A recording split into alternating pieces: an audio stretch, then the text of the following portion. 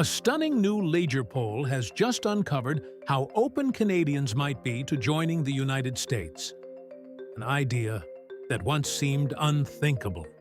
The revelation comes in the wake of a bombshell Fox News report claiming that President Donald Trump told Prime Minister Justin Trudeau that Canada should become the 51st state of the U.S.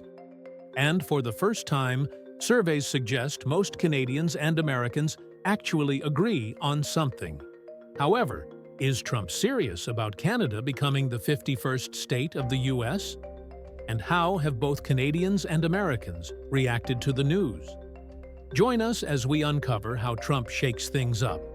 Canada is not different from the U.S., and Americans are still in shock. The latest twist in the ongoing U.S. Canada trade dispute came when sources revealed that President Donald Trump told Prime Minister Justin Trudeau that if Canada couldn't stand up to the U.S. tariffs, then it might just as well become the 51st state. The conversation allegedly happened on December 2, 2024, when Trudeau made an unplanned trip to Mar-a-Lago as part of an attempt to persuade Trump to put these sweeping 25% tariffs on Canadian products. Trump has also threatened Mexico with similar tariffs, accusing both countries of ineffectively curbing illegal immigration and drug trafficking into the United States. Subsequently, Trump termed the meeting very productive, but sources hinted it was anything but the usual kind. According to two people who were present, Trump was polite but singularly set, making it abundantly clear that he expected Canada to take tangible or meaningful steps. The strongest attack was against Canada's ridicule of border security, claiming it allowed illegal immigrants from over 70 countries to set foot in the United States. Undaunted, Trudeau apparently warned that the tariffs would prove disastrous to the Canadian economy. That's when Trump threw in a comment that some saw jokingly and others as taunting. If Canada can't survive without ripping off the U.S. to the tune of $100 billion a year, then maybe it should become the 51st state, and you, Justin, could be its governor. First, it was recorded by Peter Doocy of Fox News on Special Report with Brett Baier, which raised controversy on both sides of the border. Could there really be an appetite for such a dramatic and unprecedented shift?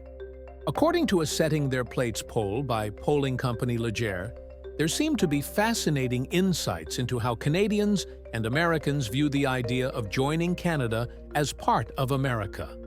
One might think that it is just far-fetched, yet the trade, security, and many other histories run deep between the two countries.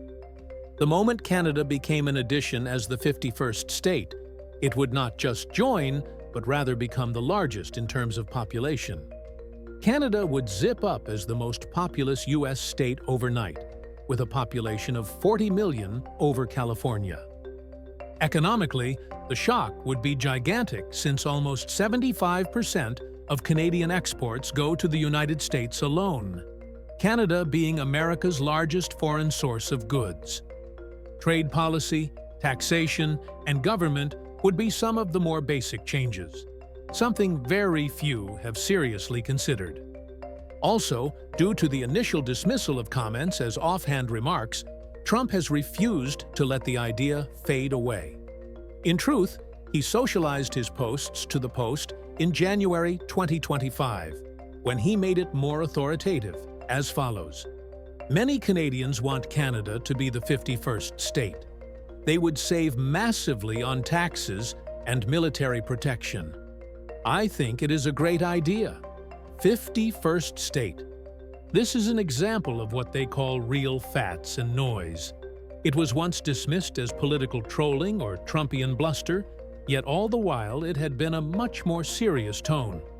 After a month of being dismissed as silly talk, it is beginning to cause real unease in Canada while eliciting little more than curiosity or indifference from the majority of Americans. This widening gap of perception is brought to notice by a cross-border study conducted by the nonprofit Angus Reid Institute. About one-third of Canadians, that is 32%, believe that Trump is being serious with his proposal, while about two-thirds of Americans have not really paid close attention to his statements. Whether it is due to Trump's typical provocation or a more calculated one, it could only be seen in time. But one thing is definite: the conversation is going to continue. The numbers tell a straightforward tale regarding real support for the historic merger. Americans are twice as likely, 49%, to oppose it than to support it, 25%. Among Trump's supporters, the consensus is not that fervent, as the idea has not really caught on beyond conservative circles. In fact, in Canada, the resistance is even more vigorous than that. Only one-third of Canadians can be counted as likely to vote for joining the U.S. in some hypothetical referendum. It, however, increases to 20% for conservative voters in 2021, while it drops to 3% and 1% for Liberals and New Democrats, respectively. Although it is extremely unlikely that the idea would ever see the light of day, it is remarkable that it is even a part of mainstream political discourse now. Whether Trump is throwing it around like bait to hook the U.S. public in trade negotiations, displacing attention from something else, or a real long-term vision, the mere suggestion makes it clear to Canadians how differently their country stands from the one along its southern border. For now, the answer is clear and unequivocal. Thanks a lot, but no thanks. However, no political conversation remains completely out of bounds under Trump. Moreover, even if Canada were to join the United States, it would be to join the United States, and the vast majority of Americans would want it done purely by the voluntary choice of Canada. A recent poll bears proof that, yes, 77% of Americans argued for making such a union entirely voluntary, with only a tiny handful, about 5%, on the camp leaning towards some form of diplomatic or economic persuasion. A mere 1%, an almost negligible number, that military means should be applied to bring Canada into the fold, hence reinforcing for most Americans the idea of annexation as one of consent rather than conquest. In a divided scenario, even one that seems unlikely, engagement would inevitably occur. This is evident in the argument that if it happened willingly, Americans would have a clearer understanding of what joining truly means. Half of the parties would support full inclusion, while another faction would advocate for Canada to have the same rights, responsibilities, and representation as any other U.S. state in national matters. However, a quarter of the population would place Canada in a position similar to Puerto Rico, which falls short of full congressional representation and lacks the privileges of its electorate in presidential elections. As a result, citizens in Puerto Rico would hold a second-class status within the Union. The issue, of course, is heavily political. Among Trump voters, hypothetical support for Canadian statehood is much stronger than within the general population. 42% of Trump voters say they would like to see Canada in the U.S. versus 32% opposed. Supporters among voters for Kamala Harris are few, with only 9% considering the idea. This is part of a rather wider chasm, not only in terms of the national identity and governance issues, which separate people in black and white lines, but also different ideologies, right and left of America, on the global stage. Beyond the political arena, the prospect of Canada merging with the U.S. introduces questions that are much deeper about national identity. Canadians have a reputation for being fiercely independent and for having unique cultural values. They would ponder the economic and security advantages of joining the U.S. versus the potential loss of sovereignty. On the American side, these oddballs seem to consider Canada less than an equal partner in the American scheme of things, thus raising an uncomfortable question: would Canada be welcomed or just absorbed? For now, the overwhelming sentiment is one of skepticism, if not outright rejection, but this continues to be fueled by the ex-president himself. While once a ludicrous idea, what has now become a conversation, is one that will remain for some time, no matter the perspectives of Canadians. While Trump has made statements to the effect that he would not use the military to pull Canada into the U.S., the skepticism of Canadians is palpable. A large majority, 62%, indicated he shouldn't be trusted to keep his word. Thus far, many Canadians are unsure that economic or political pressures won't escalate into something more overt and coercive, given the man's history of unpredictability and aggressive rhetoric. Currently, this discussion is having measurable effects on Canadians' view of the United States. Favorability toward the U.S. has dropped by 15 percentage points since June, indicating the increasing discomfort over Trump's comments and the full breadth of U.S. Canada relations. Even more striking is that Canadians are now 3 times more likely than 2 years ago to consider the United States as an enemy or possible threat. But perhaps the most galvanizing idea, that of being forced into assimilation, albeit through economic means, has produced the strongest backlash and reinforced perceptions that sovereignty is under rhetorical siege. Those who are against joining the U.S. would not change their position even under personal financial distress. No was the answer to the hypothetical question of whether their position would change under particular economic pressures. Also, 74% indicated they still oppose integration even if they lost their jobs.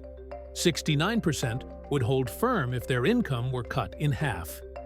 And if Canada plunged into a deep recession as a direct result of Trump's economic pressure, 76% said they would still reject the idea of statehood. This data lays a serious truth bare. For most Canadians, opposition to becoming the 51st state is not merely predicated upon immediate fiscal concern, but involves considerations of national identity, sovereignty, and intrinsic cultural differences. Rather, the possibility of economic exigency forcing Canada's hand constitutes a somewhat unrealistic view on Trump's part. The numbers suggest that Canadians are not only rejecting the idea of integration, but the president-elect's comments seem to have incited rising skepticism toward the United States. If Trump's comments were to measure interest in some sort of U.S.-Canadian merger, the results to date would have had the exact opposite effect, strengthening Canadian resolve while fortifying the collective sense of independence. Anyways, though, Trump's suggestions make Canadians nervous, but the messages did not shift the way Americans perceive their nearest ally. Mexico, which has long been a target of Trump's hardline immigration policies, is still mostly an American-friendly, stable partner compared to Ukraine, which is a divisive issue in U.S. politics. However, whether that goodwill would translate into actual support for Canada being included in the U.S. is a wholly different question. Increased notoriety of Canadian political figures in American discourse is an interesting byproduct of this debate. Celebrities include Prime Minister Justin Trudeau, but leaders like Ford and Smith are now beginning to make their way into conversations in the United States, particularly among conservatives. Ford has fashioned himself as a populist in Ontario, and Smith is seen as a defender of all things oil and gas for Alberta's benefit. Yet, some American commentators have begun framing them as somewhat ideological allies to Trump. Their views on issues such as energy, regulation, and even economic independence aligned more closely with U.S. Republicans than with Trudeau's Liberal government, making for fascinating players in this developing discussion. Now, Canada remains strongly separate, and most of its citizens are sending clear signals that they intend to stay that way. Trump, however, by his comments, has unknowingly made the two nations, Canadians and Americans, reassess just how close yet different the two countries really are. Anyways, do you still believe Canada is just America's northern twin? Or will the debate about merging prove just how distinct the two countries really are? Share your thoughts with us in the comments section. Remember to like, share, and subscribe for more. Also, Click the next video showing on your screen. You will enjoy it.